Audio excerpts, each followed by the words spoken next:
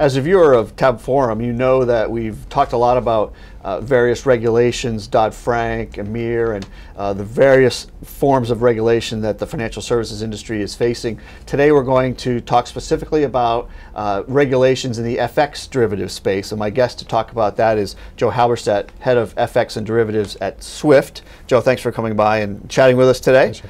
So first of all, I wanted to ask you, when it comes to the FX derivatives market and Dodd-Frank, what are kind of the requirements that firms are going to have to grapple with in that context?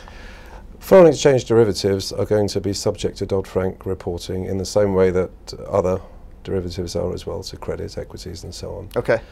Within the banks, often foreign exchange derivatives are processed in separate silos and separate teams, so that is itself a challenge.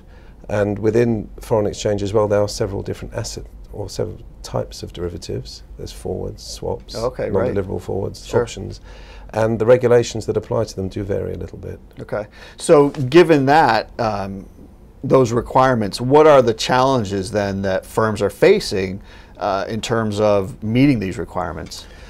There are a number of challenges. Firstly, complexity. The Dodd-Frank requirements for trade reporting are complex and onerous in terms of the different types of reporting. And then there are the variations internationally. So it's not only a US specific issue, but globally. Okay. There are quite a number of countries issuing regulations either in draft format or final format, and there are variations. And it's essentially the complexity of getting all that data into multiple repositories as required by the regulations. Right, right. Now, at SWIFT, I mean, you guys kind of are right in that marketplace already. What are you working on, and what are you guys doing to kind of help these firms manage that complexity? Because it seems to me you're in the right place. Well, of course, SWIFT is well known as a network transporting data around, so it provides a single pipe to many different endpoints. So within the derivatives reporting world, and this is generally across all asset classes, end users have the option of using SWIFT as a network to carry data into the DTCC Global Trade Repository and other trade repositories. But specifically in FX and foreign exchange, we've got additional value to offer, and that's because the SWIFT network is used as the industry standard pretty much for post-trade communications of foreign exchange and derivative trades in foreign exchange. And because of that, we can take that data that's already flowing over the network and copy it into the trade repository to make quite a seamless operation and solution for the end client. And likewise, we can do the same for foreign exchange derivatives that need to be cleared in central counterparties. Okay, right. Well, that's very interesting, because what I hear a lot at Tab Forum is about that complexity and the challenges that banks and other financial services firms are going to have meeting these requirements, and you guys obviously are already helping sort of ease that complexity. Now, is this something that can apply to firms at any size, or is it really something that perhaps the largest firms might avail themselves of, or I mean, how does that?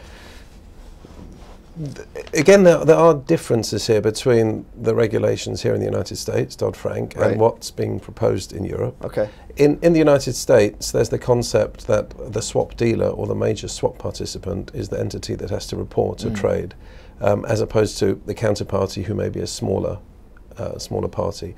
So that makes reporting less onerous on the smaller parties, but it's not completely clear that they will have no reporting obligations, because if they were to trade with entities that are not swap dealers or major swap participants, then even a smaller party, an investment manager or corporate, would have an obligation to report into a trade repository. In Europe, it's highly likely, and the draft regulations, are requiring that both parties to a trade report, which means that all entities will have to report all trades potentially. Right.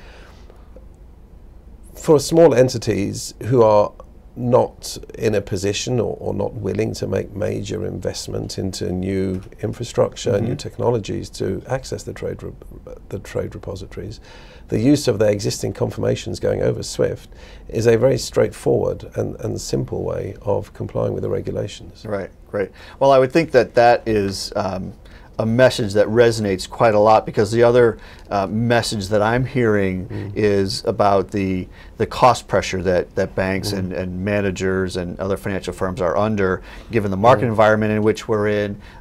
They don't necessarily have a lot of money to spend on building new infrastructure. So, it's great that you guys are right in there and helping these firms get through, because there is so much going on. So, well, I appreciate you coming by, Joe, and talking to us about what SWIFT is doing in the area of FX derivatives to really ease that regulatory burden. Because again, as I said, we're hearing a lot about just how heavy that burden is. So to understand that there are firms and organizations like SWIFT really, it's already in place and are really working to ease those is a good message. So I appreciate you coming by. We've been joined today by Joe Halberstadt, who's the head of FX and derivatives at SWIFT.